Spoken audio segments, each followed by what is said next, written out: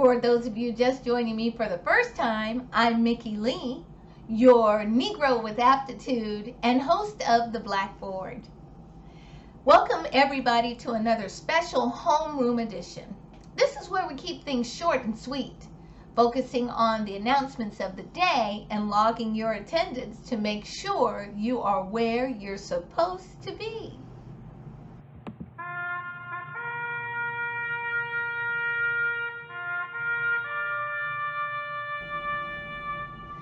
Depending on when you see this video, we are either celebrating or have just celebrated Memorial Day.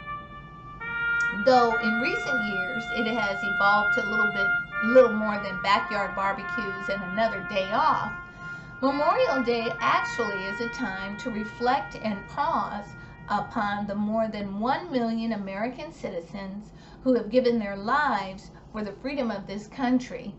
And that counts all of the American citizens that have fallen in combat, in conflicts within the country and without. So it's been over 1 million. I think the last count is about 1.1 million. Memorial Day got its start in the years following the Civil War.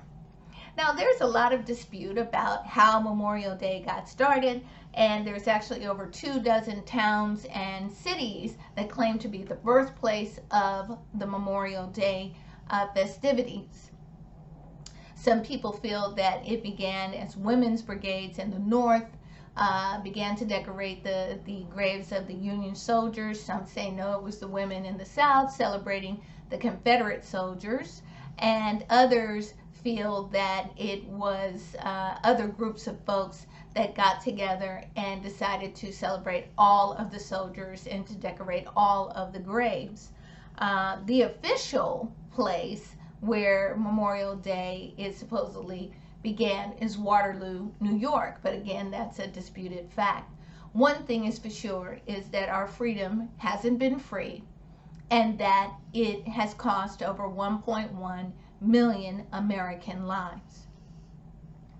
Here at the Blackboard, I talk about things from a pro-black perspective, and this topic is no different. One of the little known facts about Memorial Day's possible beginnings is that on May 1st of 1865, newly freed slaves in Charleston, South Carolina, decorated the graves of 257 Union Army members who had been killed and dumped in a mass grave in a Confederate prisoner of war camp.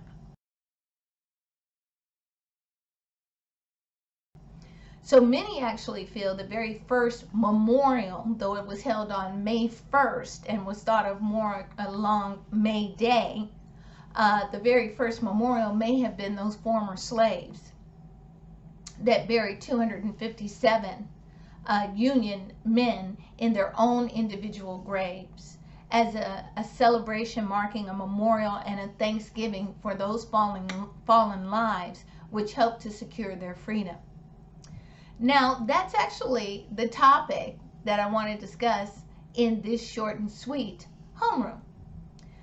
You see, when people talk about the Civil War, generally what comes out of it is two narratives: the hundreds of thousands of lives that were lost, primarily white lives, and the fact that Lincoln freed the slaves.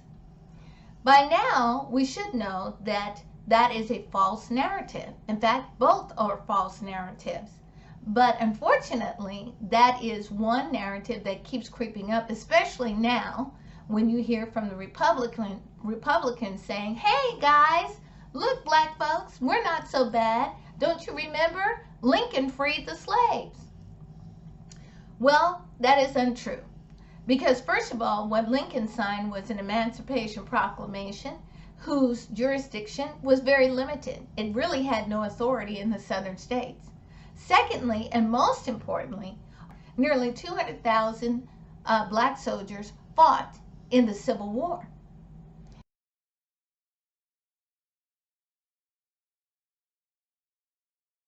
This idea that black folks have just kind of sat by while the white gladiator and white warrior went out and fought for this country to make it happen and make it free, the land of the free for everyone else.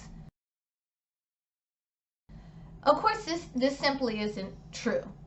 As far back as the American Revolution, the very first person who died in the Boston Massacre, which was the event that lit the fuse for the American Revolution, was Crispus Attucks. Crispus Attucks was a mixed-race individual of African and Native heritage, Native American heritage to the earliest records. And alongside him were others who also died, and about 9,000 free and freedmen and slaves fought on the side of the Patriots. The total combined number of blacks who fought in the American Revolution on both sides was roughly about 10 to 12,000. Historians guesstimate about 10 to 15% of the entire force. Now, some did fight on the side of the Loyalists. Those were the folks that were loyal to King George. But the vast majority fought on the side of the Patriots. Those are, of course, the ones who won American independence. The slaves were promised manumission. Some of them were promised land. Some of them were supposed to be provided for by their former slave owners, etc. In most cases, these things didn't happen. And so you had people who had fought in the American Revolution winding up having to return to slavery because the promises had not been kept, even though they were in writing.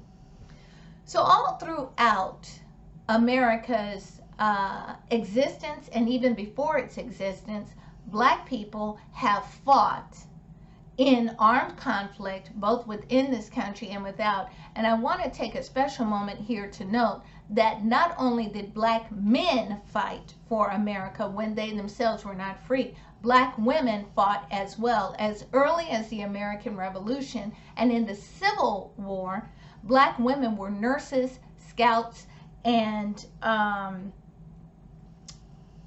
spies. One of the most famous, of course, during the Civil War was Harriet Tubman.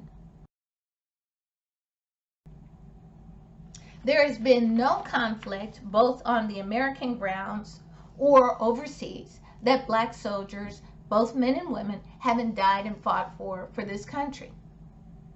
So when we talk about Memorial Day, really our memories as black people need to take a new frame. First of all, we need to be aware, and we need to share with our children, that we have never just sat idly by while this country, while the white gladiator fought for freedom, the land of the free and the home of the brave. We have always been right there beside them, and our numbers would have been increased if it wasn't for those white people, legislators, and the white creators of this country passing laws to stop us from volunteering and to stop us from fighting in the conflict. Now, I personally think that's great. I don't think that we should have given up our lives for a country that didn't want us and still doesn't want us. But it does show the great strength of character, the great strength of faith, and the great strength of unity, desiring of unity that led these black men and women to put their lives on the line for this nation.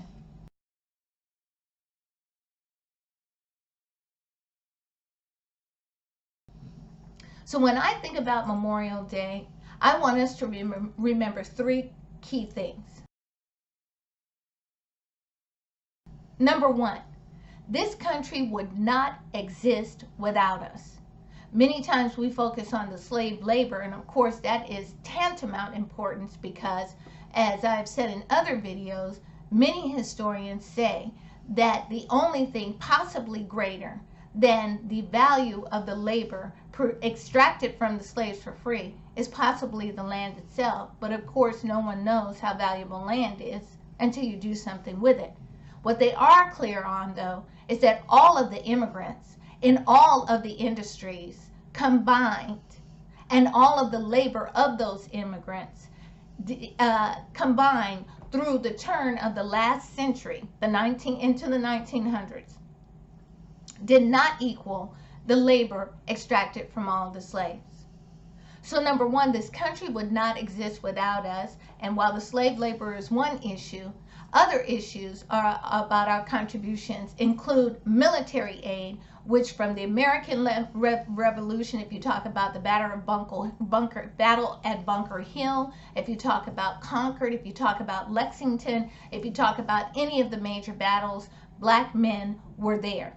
If you talk about Civil War, there were several regiments of distinguishment that were all black regiments. If you talk about the War of 1812, if you talk about the Mexican-American War, if you talk about the Korean War, and so forth, every single war we have served with honor and distinction. And so aside from slavery, aside from military involvement and contributions, there are our scientific, our artistic, our medical, our financial, our business, and our religious contributions that led us to be the leaders of uniting this country, so that every citizen has the ability to live in a house where they can afford, send their children to a school with other people that may or may not look like them, but just other Americans.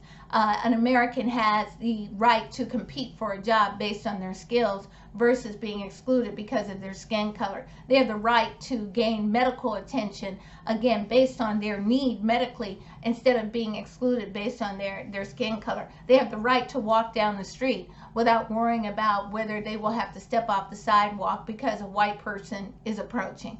The list goes on, and those are our contributions. So the first thing to remember on Memorial Day from now on is that this country would not exist without us, without our forefathers, without our foremothers, without the strength of character that they passed down to us, not for one generation, not for two generations, but for every single generation for the nearly 500 years that we have been in this land. That's astounding. The second thing that I want you to remember on Memorial Day is that nobody has given us anything. As James Brown has said, I don't want nobody to give me nothing. Open up the door, I'll get it myself. Well, guess what? We are the only group who has gotten it ourselves.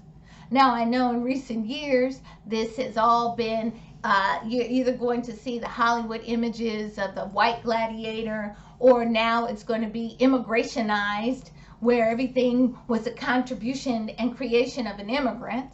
Okay, that's just designed to whitewash our history and whitewash our contributions and make white people feel better about themselves, because they really do think of us as dark-skinned white people.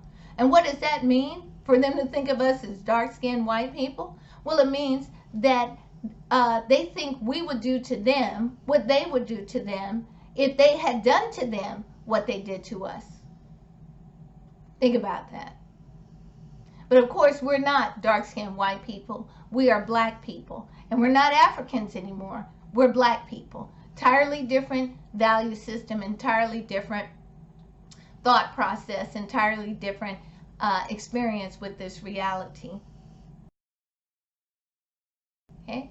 The third thing I want you to remember is, despite all of our sacrifices, despite everything that we have given up for this nation, the story will be whitewashed, or the story will be immigrant-nationized. That's what I call it.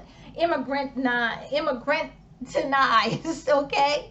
Everything will be contributed to the immigrants.